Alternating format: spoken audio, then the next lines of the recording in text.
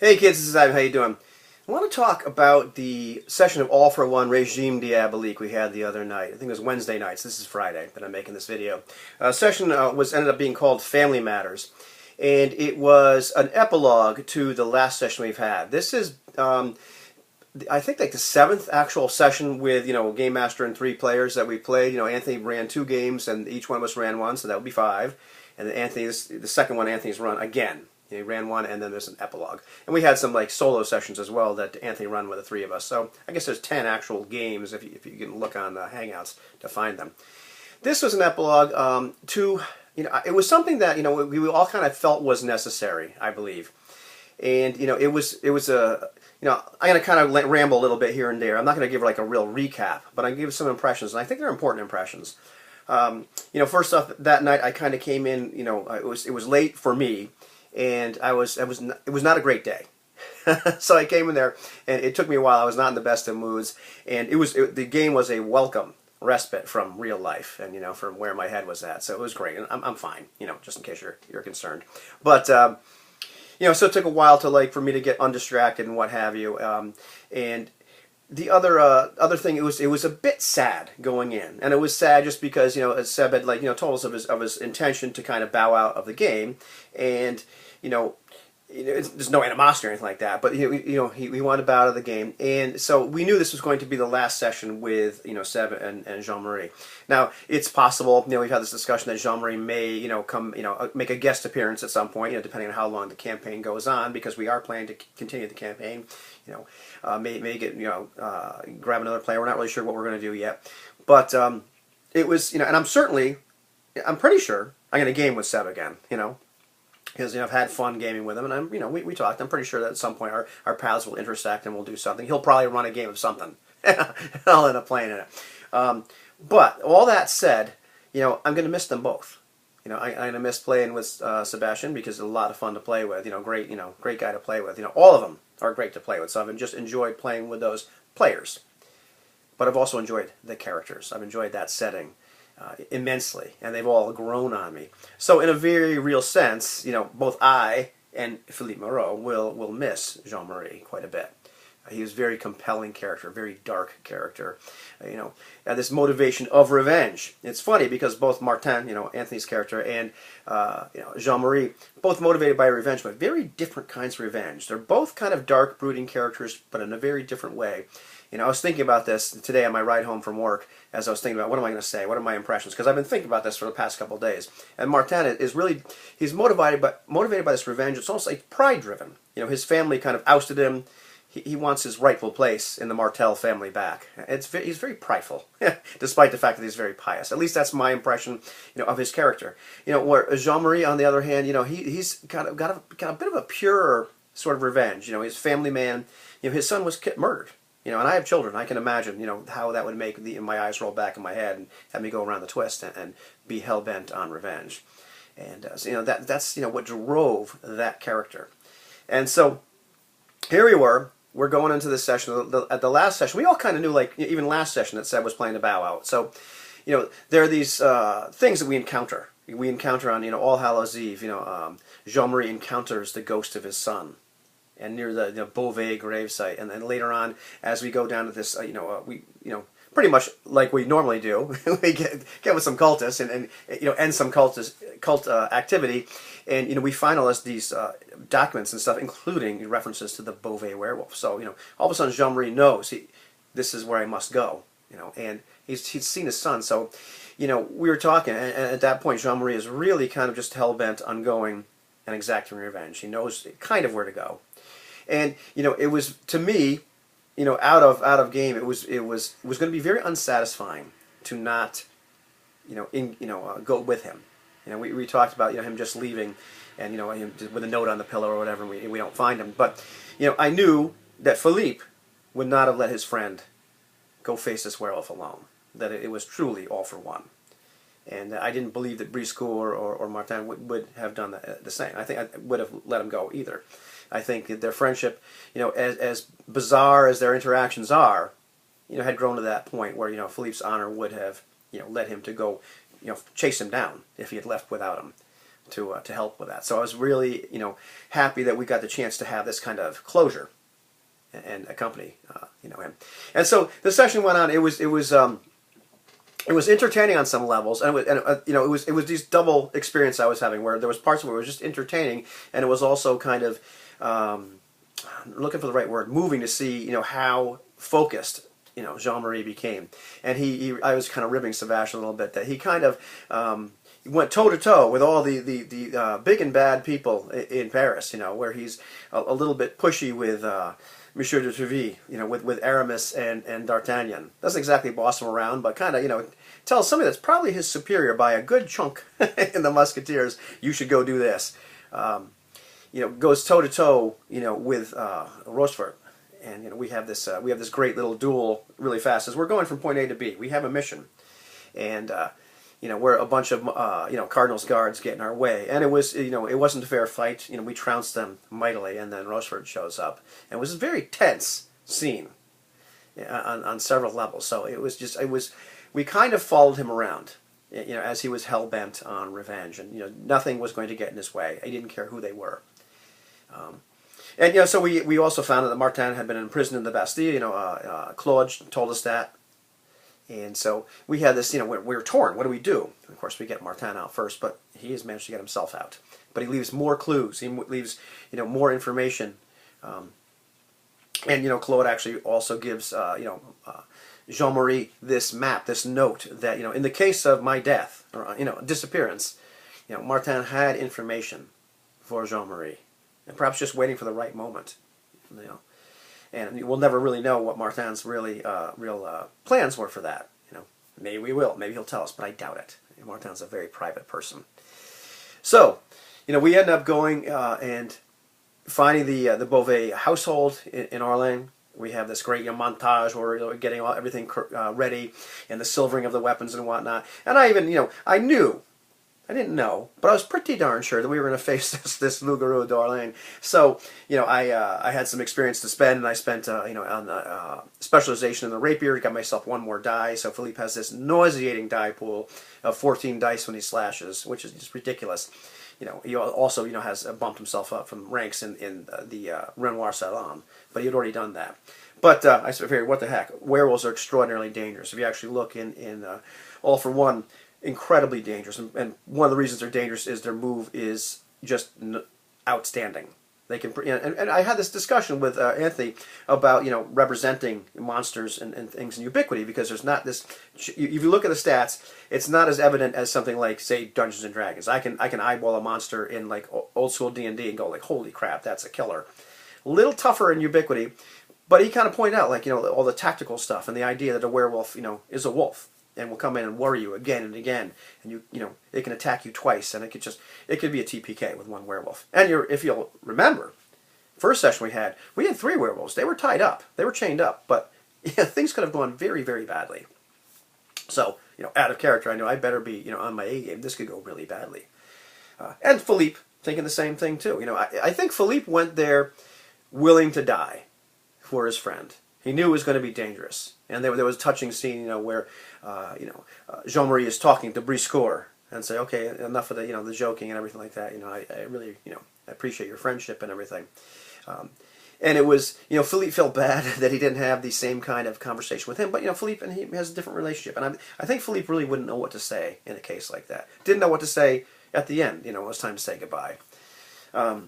But we end up getting down at the Beauvais residence. It's a familiar scene for us. It's very similar to breaking into the Martel residence, except this time Philippe brings Grimaud's crowbar. Which that's an inside joke, which hopefully Anthony will talk about at some point. Great, cost me a style point to have that crowbar. I did not use any style in this game. And it's interesting, a little side tangent about Ubiquity. I'm having this discussion with this group of friends, and a lot of them are hip to Ubiquity, not all of them. But one friend, Brian G, is really into the idea of using something like that. And you don't have to roll dice. You can just do all the averages. Ubiquity can be very predictable in terms of your skill level. Even I think Francois mentions that at some point, and Seb certainly talked about that quite a bit with us. Whereas there's in other games we'll have a little bit more pop, as Seb would say. There can be quite a bit more spiky randomness and whatnot. I think it's interesting, just the different takes on that system. I'm not defending either one. But here we are. We're heading down there. And I didn't use any style because honestly, like Philippe didn't really have to exert himself over and above his competence level at any point, which was okay. I didn't feel cheated. And I was kind of, I don't want to say I was saving him a little bit for perhaps this, what could have been a very horrific fight. And I probably would have used my style quite a bit there. But Philippe was fairly competent. In our little encounter with the Cardinals guards, really not needed. A lot of the other stuff he did just didn't need it. Philippe was a fairly competent dude. He didn't have to exert himself. Cardinals guards, no way. But, new Cardinals guards anyway. Rochefort, yeah, probably would have been quite a fight if we had to fight that guy. Werewolf, yeah, you're skin of your teeth, because we've had those games, where fighting with the Wendigo in JDRD 30's game, the one that he ran, we were just about ready to have a TPK. So Ubiquity can get very lethal very, very fast, which I like. So here we are. Once again, we go and discover all the horrific things, just the way they're treating the servants at this place. We know these people need to die. The servants are kind of able to indicate how many people are there and whatnot. We go upstairs.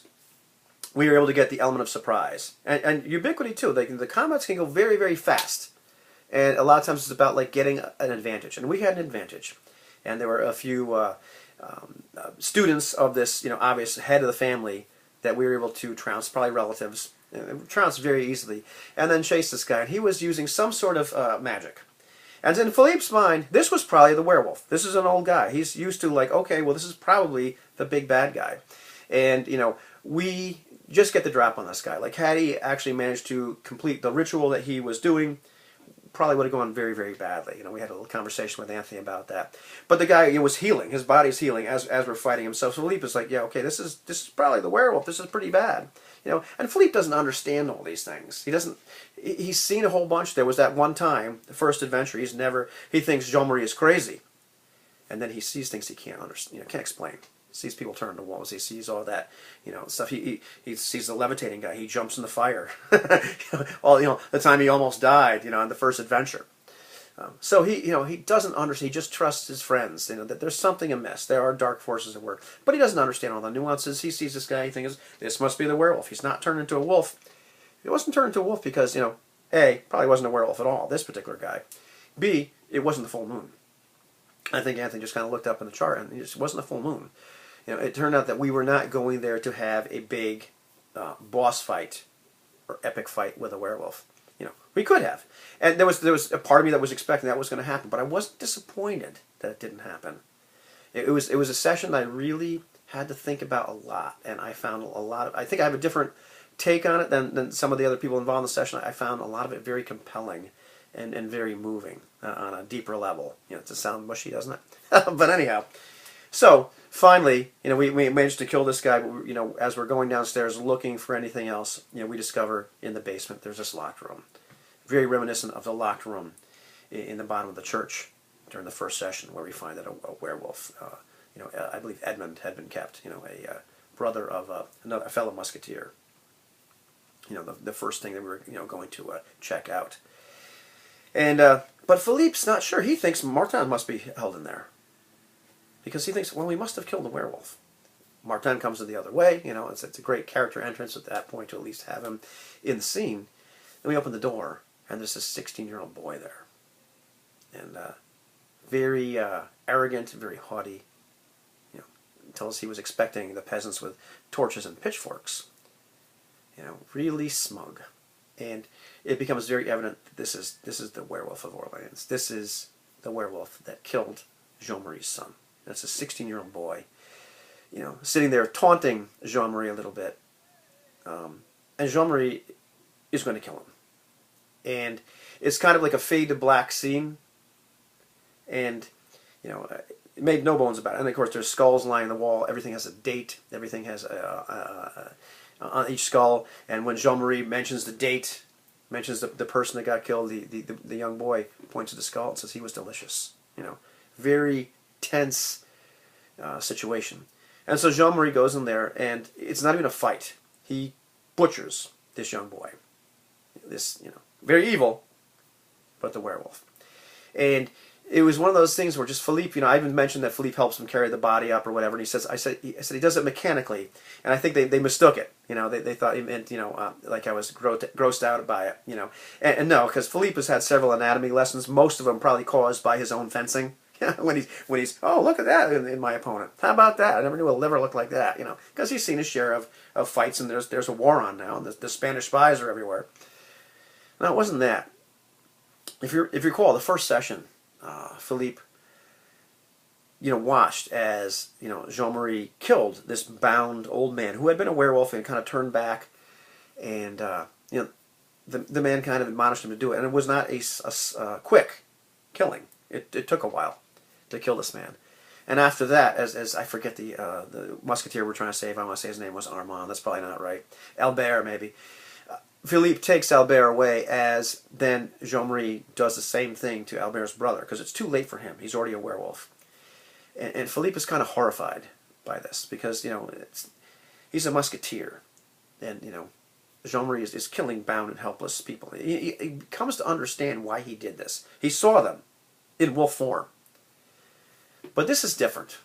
He watches Jean-Marie kill somebody, and he understands intellectually that this is the werewolf. But kind of horrified. And I said at the end of the session, what did we learn? That was the question for experience points and whatnot. And I realized that Philippe did learn something. And what he learned was that revenge poisons a man's soul. And he liked Jean-Marie. Jean-Marie was his friend, his comrade. He looked up to him. But he realized that that hatred, that need for revenge, had absolutely poisoned Jean-Marie and turned him into something, at least at that moment, that really troubled Philippe. He realized that's not the kind of man he wanted to be, or at least he didn't want that kind of hatred, to grab a hold of him. So it was a really moving scene. So it wasn't this big giant fight, it wasn't all that fun, epic thing. But to me, that moment made the session much more satisfying, especially thinking about it a little bit more. I had that feeling right there and then. That was my character experience, in-character experience. I really wasn't sharing because I was really just kind of letting that sink in. And there was a little distracted because there's a corpse there with some red hair, and of course there's this woman with red hair that keeps showing up everywhere. At least she seems to die a lot of places. But more important to me was just the impact that had on Philippe. And it's something too. I learned a little bit more about just the werewolf in All for One, Regime Diabolique. And you have to understand a little bit the conceits of the game is that there are vampires, there are werewolves, there are other nasty monsters, but it's not like the gothic version of all those monsters, the ones we watched on TV, the ones you'll play in Leagues of Gothic Horror. This is different. These the conceit is there. Demons and Satan, the spirits of the devil, they're real. And these monsters, these are people that have been possessed by these demons. And very fitting, a werewolf is a person that's been possessed by an anger demon, an ephemeral anger demon. And I was thinking about it, just bouncing around a little bit.